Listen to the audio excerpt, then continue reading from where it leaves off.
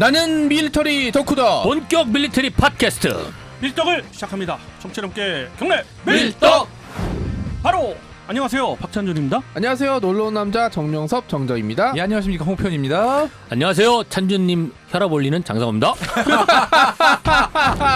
네, 쉬는 시간 동안 많은 일이 있었어요. 네.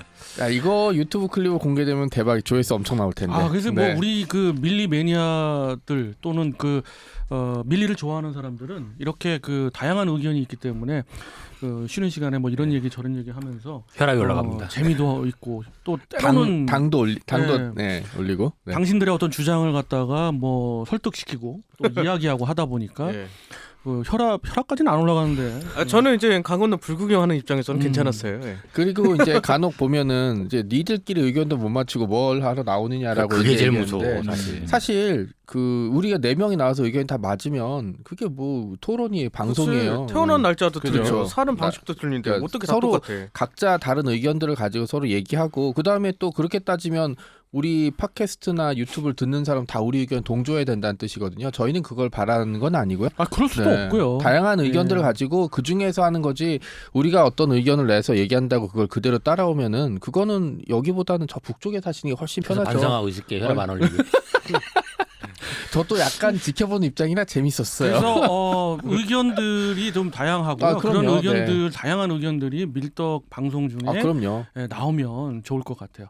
자, 이번 시간에는 그 무기 시리즈 중에서 잠수함 이야기 한번 해볼까 멋있다. 합니다.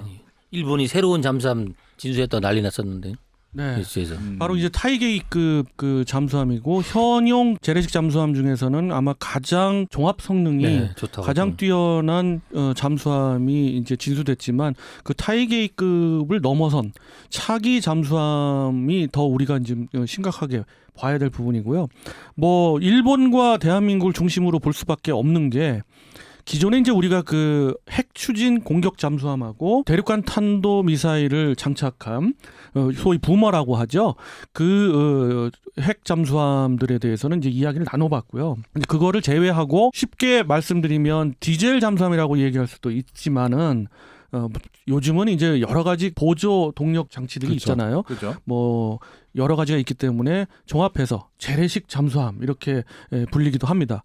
이 핵 추진을 제외한 재래식 잠수함들을 기준으로 봤을 때 전 세계의 주류는 지금 동북아, 특히 그렇죠. 대한민국과 일본 그리고 중국의 삼국지다라고 표현을 할 수 있을 정도로 세 나라 잠수함만 합쳐도 엄청나게 많고 네. 지금 솔직히 지금 한일만 합쳐도 거의 지금 몇 대? 30대? 30척 정도 되지 않아요? 지금 거의? 가깝죠. 일본이 지금 현재 21척이 운용되고 있고 넘네. 거의 40대 간다. 대한민국이 18척이기 때문에 40이 등에 40. 네. 야, 이게 대단하다 진짜. 39대죠. 그런 39척인데 뭐 대단하다. 중국의 지금 뭐 재래식 잠수함의 그 규모가 58척, 거의 60척 와. 가까이 되니까 그렇게 되면 엄청난 숫자고 바다가 좁다. 나가 그렇습니다. 좁다 진짜. 이것을 이제 세계 글로벌하게 본다면 왜 이 동북아가 잠수함의 중심이 될 수밖에 없는 게 전 세계의 그 해군을 갖고 있는 나라는 194개의 유엔 회원국, 물론 유엔 회원국은 193개국입니다만 거기에 대만까지 포함해서 이 194개국 중에서는 단 78개국에 불과합니다. 해군다운 해군을 갖고 있는 나라가. 그러니까 초계함급 이상의 전투함을 갖고 있는 나라를 그렇죠. 얘기하는 거죠. 그 중에서도 잠수함을 단 한 척이라도 보유하고 있는 나라는 44개 국가밖에 없습니다. 생각보다 많네요, 그래도. 네, 그런가요? 그 중에 또 핵 추진 잠수함이나 뭐 이런 넘사벽을 뺀다면은 뭐 한 척, 두 척, 6척까지 대부분. 갖고 있는 그런 국가들도 사실 제 기능을 발휘한다고 보기는 어렵습니다. 그럼 그 국가들을 제외한다면 거의 동북아에 몰려 있고 유럽에는 그리스와 터키의 대결로 10척이 넘게 그 두 국가는 갖고 있고요. 이게 다거든요. 그러네요. 예. 그렇게 돼서 제가 이제 삼국지라는 표현을 썼습니다마는 그 양적인 측면으로 본 거고요. 질적인 측면으로 보더라도 유럽의 잠수함 기술이 가장 앞선다는 독일과 그리고 프랑스, 스웨덴. 그리고 스웨덴인데 스웨덴이 좀 처지죠. 스털링 그 AIP 기관을 제일 먼저 개발해서 실전 배치까지 한 나라입니다만은 지금 현재의 그 잠수함 시장에서는 이제 그 주류에서는 그렇죠. 빠져 있고요. 팔렸죠 이제. 예, 그렇습니다. 그래서 결국 그 유럽세인 독일 및 프랑스 제 잠수함들과 그리고 대한민국, 일본을 위시한 이 동북아 쪽의 잠수함들의 대결 양상이고요. 기술적인 부분도 앞서거니 뒤서거니 하고 있습니다. 이러한 측면에서 봤을 때 거기에 우리나라가 한 축을 담당하기까지는 정말 피나는 노력을 했던 것이 기억이 나고요.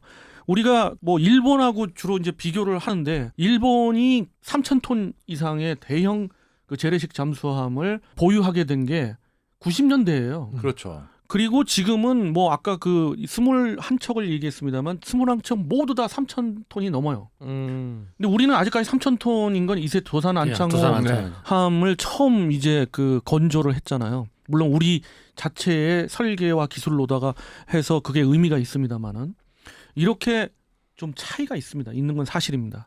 하지만 옛날에 완전히 넘볼 수도 없는 넘사벽에서 이제는 거의 몇 년 차이 안 돼요. 그렇죠. 제가 보기에는 한 3, 4년 차이의 기술력으로 앞서거니 뒤서거니 할 것 같은데 제가 조선은 대한민국 강국이에요. 제가 보기에 그렇죠. 일본 사람이면은 정말 짜증날 거예요. 그러죠. 옛날에는 저기 발밑에도 보는데 대표적이었던 게 일본 우리 보고 대통령이라고 했을 때 가카라고 많이 불렀잖아요. 다 가카라고 부르기 시작했던 게 일본이 먼저 시작이었었어요. 근데 이 조선시대 명칭으로 가카라고 하면 무관이거든요. 그러니까 대통령에게 가카라고 붙이는 거는 약간 어법이 맞지가 않아요. 예, 전화나 뭐 합하는 안 맞지만 그래도 가카라고 부르는 거는 사실 맞는 명칭이 아니거든요. 이거는 대통령하고 군인 특히 가카가 이 무관 출신에게 붙인다는 걸 감안하게 되면 약간 대통령을 독재자, 이제 군부 출신 뭐 이런 걸로 약간 볼 수 있는 부분들이 없진 않거든요. 대통령 각하 그러면 이제 이게 그렇죠. 하급에 나쁜. 이제 이게 일상적으로 쓰여서 그냥 헬스가 없앨 때 좀 말들이 많이 나오긴 했지만 어법상으로 이게 조선시대 그 각하라는 명칭을 생각하게 되면은 대통령에게 붙일 수 있는 명칭은 아니거든요. 뭐 그런 것들 감안하게 되면 제가 일본 사람 입장이면은 옛날에 저 밑에 보이지도 않았는데 어느 순간 발 밑에까지 따라와서 항상 시비는 붙어왔죠. 그 예전에 일본 쪽 유튜브 해서 봤을 때 그 이제 일본 정치인 한 명이 문재인 대통령은 일본이 관심이 없대요.라고 하니까 그 사회자가 반응이 관심이 없어요? 뭐 약간 이런 거 있죠. 일본은 아직도 일본에서는 한국이 우리한테 저렇게 하니까 우리 일본은 절대 가르쳐 주지 말고 배우게 하지도 말자 이렇게 얘기하는데 그 얘기를 들으면 우리나라 사람 뭐라고 생각하겠어요. 우습죠. 니들이나 잘해. 이것들아.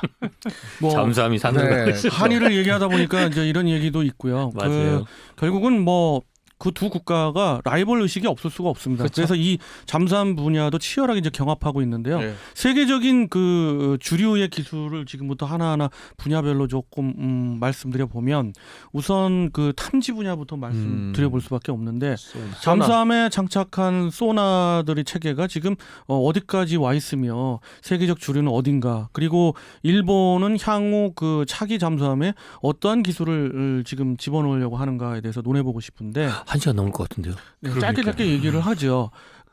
우선 그 공면 배열 소나를 일본은 그 도입을 하려 하고 있습니다. 그게 뭐예요? 그 잠수함에 보면은 그 소나의 그 위치가 선미에도 있고 선수에도 있고 그다음에 측면에도 있습니다. 측면에 있는 걸 그 우리말로 해가지고 이제 그 측면 배열 소나라고 하지요. 근데 이제 공면을 하면 훨씬 더 그 탐지 범위가 늘어나면서 그 탐지 효과가 있습니다. 그래서 그 주로 그 함수에다가 그 공면으로 곡선형으로 이제 그 잠수함에 맞게끔 특히 이제 그 오야시오급부터 소류급 심지어 그 타이게이급까지 모두 다 그들로서는 그 좀 선진적인 그 선형인 고래형 그 선체를 유지하잖아요. 그런 그 유연한 그런 그 앞면에다가 공면 배열로 이렇게 소나를 장착하게 되면 탐지 부분에 있어서 훨씬 유리하고 사각이 없어질 수 그렇습니다. 대한민국도 그걸 추종하고는 있습니다. 그래서 공면 배열 소나 부분을 지금 굉장히 그 연구하고 있고요. 우리도 안창옥이라고 알려진 장보고 3급의 배치 1은 이제 그 기존대로 이제 계속 건조해서 이제 취역을 축차적으로 할 거고요. 나머지 그 세척씩 그 배치 2와 배치 3에는 이런 부분을 적용할 수 있게끔 가고 아마도 이 공면별 소나 쪽은 2027년경을 완전히 체계 개발까지 완료하는 거를 목표로 하고 있더라고요. 근데 그렇다면은 배치 2에 가서는 아마 적용이 되지 않을까 하는 그런 생각입니다. 그래서 결론적으로 이 부분도 일본과 각축전을 벌이지만 일본이 조금 더 앞서가고 있고요.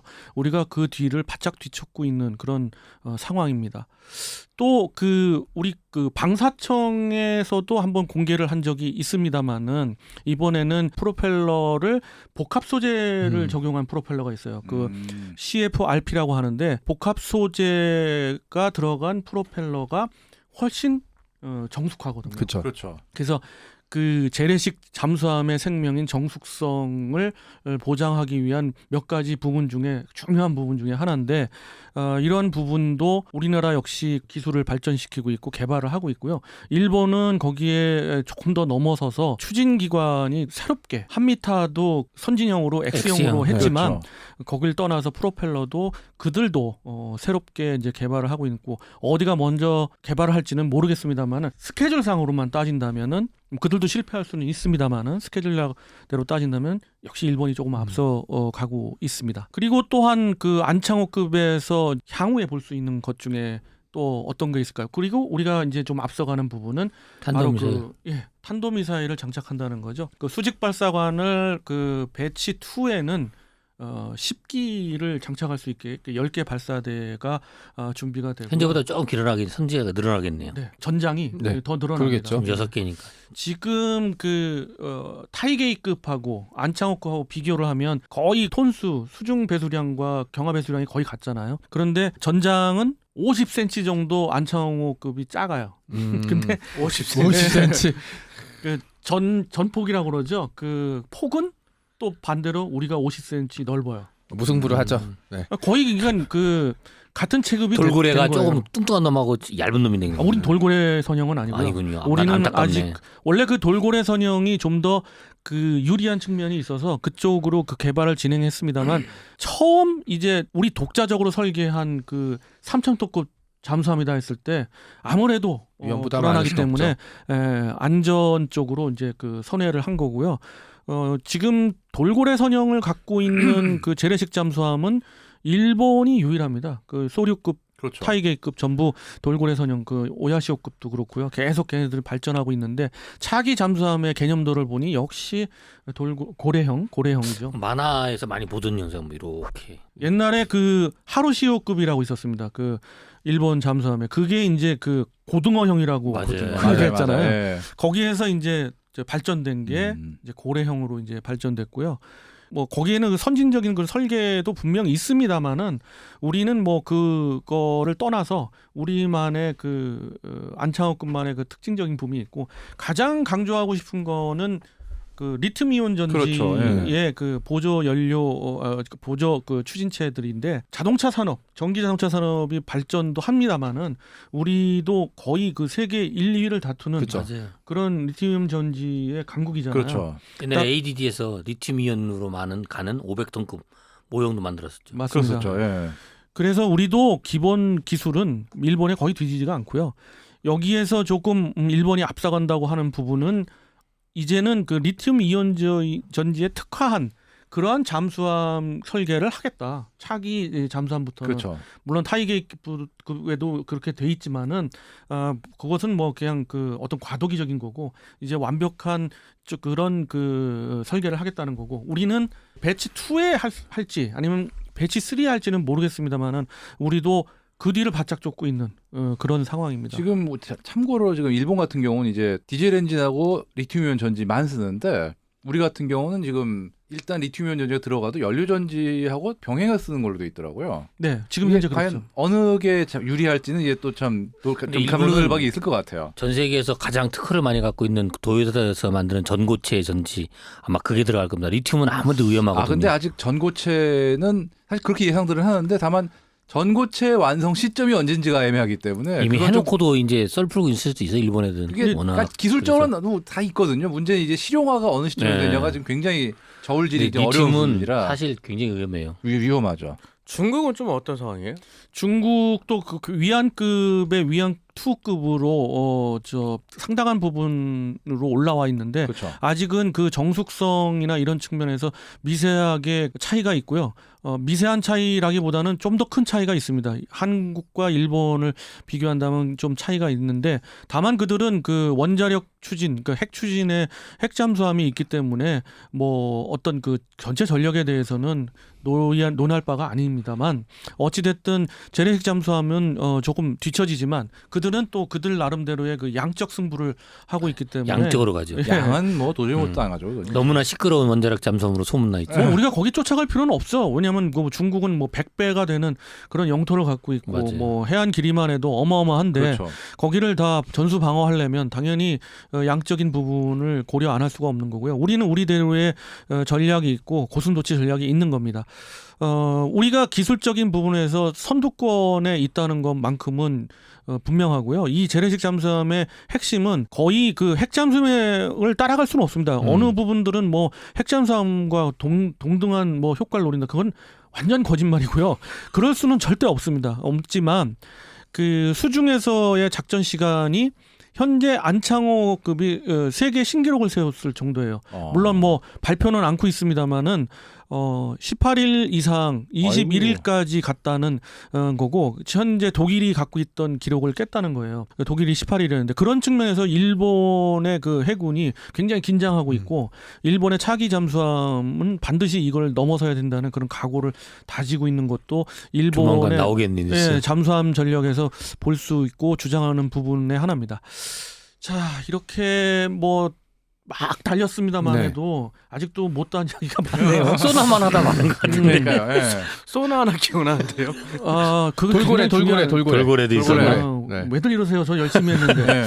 자, 이렇게 그 잠수함 부분에 대해서는 할 얘기도 많고 뭐 여러 가지 다른 에피소드도 있고 또한 다른 분야에서 그거 하나만 얘기하더라도 1시간, 2시간이 가긴 갑니다. 걸리다니까요, 이거. 예, 어떤 그 청취자분들은 이걸 몰아서 1시간을 하자, 2시간을 하자 그러는데 우리 뭐 오늘만 날이 있는 그렇죠. 것도 아니고 네. 오늘만 하는 매일매일 것도 아니고. 요렇게 해가면서 야금야금 이런 얘기도 했다 저런 얘기했다 하는 그런 맛으로 우리 또 밀떡이 진행되고 있고요. 또 많은 분들은 또 그것을 또 바라는 부분 그렇죠. 그런 분들도 많고 그렇습니다. 자, 그래서 이번 시간은 재래식 잠수함 위주로 한번 이야기를 나눠봤습니다. 육군, 그러니까 지상무기 체계, 뭐 항공무기 체계, 해상무기 체계를 고루고루 들려드리면서 그때마다 이제 고루고루 나누어서 보고 있고요. 다음에는 또 다른 그 그렇죠. 무기 체계를 네. 가지고 한번 이야기해보는 시간 갖도록 하겠습니다. 자, 청취자 함께 경례 밀떡.